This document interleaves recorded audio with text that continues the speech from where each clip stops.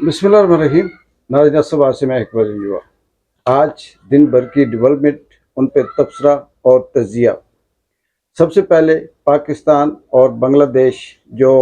एक ज़माने में या पिछले आप कह सकते हैं कि 1970 से पहले ये एक ही मुल्क था, लेकिन 1970 में बांग्लादेश अलग हो गया। फिर बांग्लादेश की वो सारी सूरत हाल इस वक्त तक जितनी भी है वो आपके सामने है,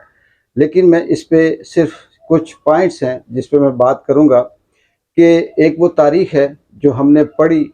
उसमें बहुत सी चीज़ें ऐसी थी जो गलत हैं, जो हमें बताया गया उसके अंदर हकीकत नहीं थी। लेकिन एक तारीख वो है जो हम अभी देख रहे हैं या हमने देखी है, और आने वाले वक्त में ये वाली तारीख आने वाली नस्ल के लिए तारीख बनकर सामने आएगी। हम ये आसानी से अंदाज़ा लगा सकते हैं, हमने अपनी आँखों से देखा, माजी में भी ये पढ़ा कि किसी भी मुल्क के अंदर अगर हुक्मरान अवाम के मुखालिफ हो जाएं या अवाम के दुश्मन हो जाएं, या फिर उनका नज़रिया से ज़ाती मुफाद की हद तक हो, तो फिर वो चाहे मुल्क भर के अंदर मुजस्मे लगा दें या फिर वो पोस्टर लगाएं, अपनी तहसीर के बैनर लगाएं, इश्तिहार लगाएं, या फिर वो गन पॉइंट पर अपनी बात को मनवाने के लिए जुल्म व जबर फस्तायत करके ज़बरदस्ती से प्रेस कॉन्फ्रेंस करवाएं या प्रेस कॉन्फ्रेंसेस करें, और फिर इसी तरह से सहाफ़ियों को ख़रीद कर अपने बयानिए बनवाना, इंटरनेट बंद कर देना या सोशल मीडिया पे पाबंदी लगा देना, किसी को हक को सच बात कहने पे उसे गद्दारी, दहशतगर्द और मुल्क दुश्मन के सर्टिफिकेट बेचना, और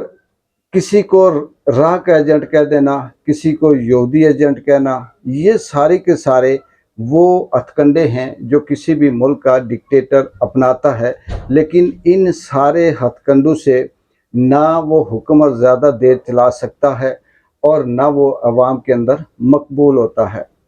ये यूनिवर्सल ट्रुथ है, तारीख़ इस बात की गवाह है कि कभी भी ज़बरदस्ती की हुकूमतें नहीं चलती, और वो फिर अगर कुछ अरसा रहें भी तो तारीख़ का हिस्सा बनकर कभी वो फ़िरौन बनती हैं, कभी नमरूद बनती हैं, कभी चंगेज़ बनती हैं, कभी हिटलर बनती हैं, कभी हलाकू बनती हैं। आज के दौर में भी ये जो तारीख़ है ये अगर लिखी जाएगी तो इसके अंदर भी एक ही दौर में हमें ये सारे किरदार देखने को, सुनने को, पढ़ने को मिलेंगे। बांग्लादेश के अंदर हसीना वाजिद या शेख हसीना जो शेख मुजीबुर रहमान की बेटी थी, 1971 में अलग होने वाला बांग्लादेश, जिसे शेख मुजीबुर रहमान को बांग्लादेश के अंदर वो स्टेटस हासिल था जैसे पाकिस्तान में कायद आज़म को हासिल है। लेकिन उसके बाद शेख मुजीबुर रहमान 71 के बाद 75 में 4 साल अपनी हुकूमत के बाद उसे फौजियों ने गोलियां मारकर उसके पूरे ख़ानदान को उसी के घर में मार दिया था। ये 2 बेटियां थी उसकी, जो 2 बहनें शेख हसीना और इसकी बहन, ये उस वक्त मुल्क में नहीं थी और ये बच गई। फिर उसके बाद 15 साल से ये हुकूमत मुसलसल शेख हसीना करती आ रही है। फिर बांग्लादेश के अंदर इसने आस्ता आस्ता वो ब्यूरोक्रेसी, वो इस्टेब्लिशमेंट, वो मीडिया, वो तमाम लोग स्टेक होल्डर्स अपने काबू में किए, अपने रिश्तेदार लगाए, अपने चाहने वाले लगाए, अपने लोगों को नवाजा, और फिर नौकरियों को और कोटे के नाम से उन लोगों को नवाजा जो इसके करीबी होते थे। बांग्लादेश के अंदर वही फस्तायत कायम रही, वही जबर था, वही जुल्म था, वही डिक्टेटर थी, वही सब कुछ था जो पाकिस्तान के अंदर हो रहा है। पाकिस्तान और बांग्लादेश के दरमियान अगर हम मुआवजा करें इनके हालात का, तो सब कुछ मिलता जुलता है। यहाँ भी नेट बंद है, यहाँ भी फस्तायत है, यहाँ भी जुल्म है, यहाँ भी डिक्टेटर है, यहाँ भी फार्म 47 के लोग हैं, यहाँ भी वही सब कुछ हो रहा है जो बांग्लादेश में पिछले 15 साल से हो रहा था। बांग्लादेश ने भी चुन चुन कर जमात इस्लामी के लोगों को फांसियाँ दी, बंद किया, कैद किया। इलेक्शन के टाइम सब अपोजिशन या वो जमातें जो शेख हसीना के ख़िलाफ़ लड़ने वाली थी, उनके ऊपर इल्ज़ाम लगाकर गद्दारी के, दहशतगर्दी के कैद में डाला और फिर अकेले इलेक्शन जीती। यही सब कुछ पाकिस्तान के अंदर भी ہوا ہو رہا ہے اور اس وقت ہم اسے اپنی آنکھوں سے دیکھ رہے ہیں۔ پھر اس کے بعد بنگلہ دیش کے اندر عوام کے اندر لیڈر لیس قسم کی جو احتجاج ہوتا ہے، جو شعور آتا ہے اسٹوڈنٹس کے اندر، وہ نوکریوں میں کوٹے سے شروع ہوتا ہے، پھر شیخ حسینہ کے جو استعفیٰ ہے وہاں پہ آ کے رک جاتا ہے۔ وہاں پر بھی عوام کے اوپر گولیاں ماری گئیں، انہیں شہید کیا گیا۔ غیر سرکاری ذرائع اور جو اعداد و شمار ہیں اس کے مطابق یہ کہہ سکتے ہیں کہ ہزاروں کی تعداد میں وہاں بنگالی شہید ہوئے، اور پاکستان کے اندر بھی اسی طرح سے، چاہے وہ 9 مئی ہو یا پھر زمان پارک کے اندر کسی بھی حوالے سے کوئی ایسا احتجاج ہو جس میں پاکستانیوں کو گولیاں ماری گئی۔ صرف تھوڑا سا جو فرق تھا وہ یہ تھا کہ بنگلہ دیش اکانومی حوالے سے اس کی اکنامک صورتحال بہتر تھی، وہ گروتھ کر رہی تھی، اور پاکستان کے اندر وہ چیز نہیں ہے۔ پاکستان ڈیفالٹ لائن پہ کھڑا ہے۔ یہاں پر آپ یہ کہہ سکتے ہیں کہ اگر آپ انڈیا کے لوگوں کے تبصرے سنیں تو وہ گیلی جوتی کر کے پاکستان کا مذاق اڑاتا ہے، ان کے بیوروکریٹس کا مذاق اڑاتا ہے، حکومت کا مذاق اڑاتا ہے، اور پاکستان کی وہ اس طرح سے عزت نفس مجروح کرتا ہے۔ کیونکہ پاکستان کی جو حکومت ہے انہوں نے خود ہی انڈیا کو یا دشمنوں کو یہ موقع دیا کہ وہ اس طرح سے باتیں کریں۔ بنگلہ دیش اور پاکستان کے اندر صرف اگر فرق تھا تو زبان تھوڑی سی الگ تھی، وہ رنگ کے زیادہ کالے تھے، پاکستانی مکس قسم کا کلر ہے، لیکن ان کا ڈی این اے ملتا جلتا ہے۔ لیکن بنگالیوں نے پہلے 1947 میں پاکستان کو حاصل کرنے کے لیے اگر تحریک کا آغاز ہوا تھا وہ بنگال سے ہوا تھا، پھر اس کے بعد یہی ظلم ان کے اوپر قائم رہا۔ 1971 میں وہ الگ کر کے اپنا دیش بنا کر پھر وہ رہنے لگے، اور اس کے بعد یہ ظلم اسی طرح سے بڑھتا رہا۔ مختلف یہاں وہاں پر ڈکٹیٹر آتے رہے، ان کو بھی انہوں نے کو کیا، بہت سے جرنیلوں کو انہوں نے پھانسیاں دی، بہت سے جرنیلوں کو مارا، اور اب پھر جو 2024 کے اندر ہے یہ سب آپ نے دیکھا۔ اس کے پیچھے کوئی ایسی سازش بہت سے لوگ سوشل میڈیا پہ کہہ رہے ہیں کہ ہے،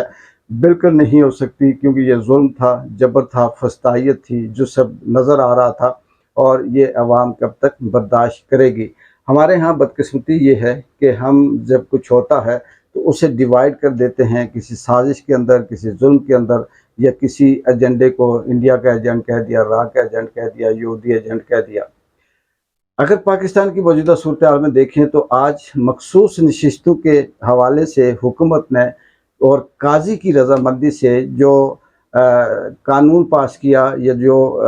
رٹ دائر کی، جسے تبدیل کیا، وہ یہ کہ جی مخصوص نشستیں صرف ان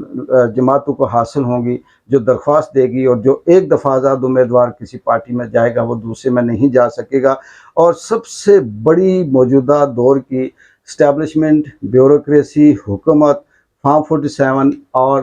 اس کے رجیم چینج کی پیداوار جو دوسروں کے کندھوں پہ بندوقیں رکھ کر چلاتے ہیں، ان کی اندھیر نگری یہ دیکھیں کہ قانون 2024 میں یہ بنا رہے ہیں اور اس کو لاگو 2017 سے کر رہے ہیں۔ ان کی واضح طور پہ یہ مناپلی، یہ مفاد پرستی، یہ دشمنی سب کے سامنے ہے۔ ایک ان پڑھ جاہل آدمی بھی اگر یہ سنتا ہے تو اسے سمجھ آتی ہے کہ آج کا قانون 2017 سے کیسے لاگو ہو سکتا ہے۔ لیکن اس کے اگلی اندھیر نگری کے آگے جو سوال پیدا ہوتا ہے وہ یہ ہے کہ یہ کب تک چلے گا، یہ اس سے کیا حاصل ہوگا؟ کیا اس طرح کے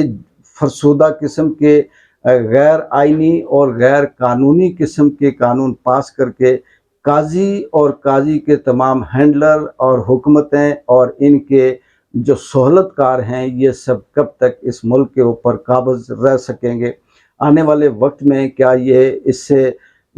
مطمئن ہیں کہ یہ اسے چلا پائیں گے، یا پھر یہ اسی طرح سے رہیں گے؟ ایسا نہیں ہے، یہ بھی حقیقت ہے۔ پوری دنیا کی تاریخ اٹھا کر پڑھ لیں کہ کہیں بھی کسی بھی حوالے سے اگر کوئی حکومت عوام کے اندر مقبول نہیں ہے، وہ عوام کی دشمن ہے، وہ ملکی مفاد کے لیے کام نہیں کر رہی، تو اس کی فسطائیت گن پوائنٹ پہ زیادہ نہیں چلتی۔ اس کی فسطائیت، اس کا جبر پریس کانفرنسز کرنے سے کبھی بھی عوام کا ذہن نہیں بدل سکتے۔ اس کا جو ڈکٹیٹرشپ یا اس کی جو حالت ہے وہ اپنے آپ کو قائم رکھنے کے لیے شیخ حسینہ کی طرح پوسٹر لگانے سے، بینر لگانے سے، مجسمے لگانے سے لوگوں کی ذہانت نہیں بدل سکتی۔ لوگ نفرت کرتے ہیں،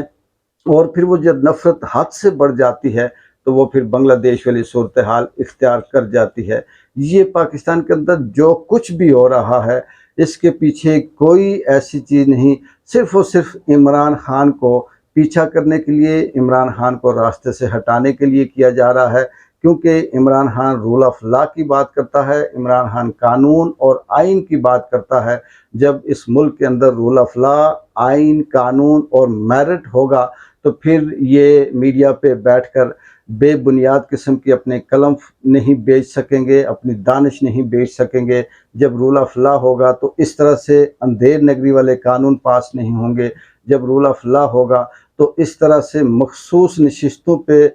کھیلا نہیں جائے گا، اور جس کا حق ہے اس سے، حقدار سے اس کا حق نہیں چھینا جائے گا۔ یہی ان کو ڈر ہے، اور اسی ڈر اور خوف کی وجہ سے انہوں نے عمران خان کو بند کر رکھا ہے۔ ناظرین، آخر میں صرف یہ بتاؤں گا کہ چاہے وہ سوابی کا جلسہ ہو یا پاکستان کے اندر جتنے بھی یہ تحریک انصاف کے رہنما ہیں ان کی تقریریں ہوں، اس وقت تک کچھ پازیٹیو نہیں ہو سکتا جب تک کہ یہ ان کا عمران خان رہا نہیں ہوتا، جب تک عمران خان کو رہائی نہیں ملتی۔ اقبال جنجو کو اجازت دیں، اللہ حافظ۔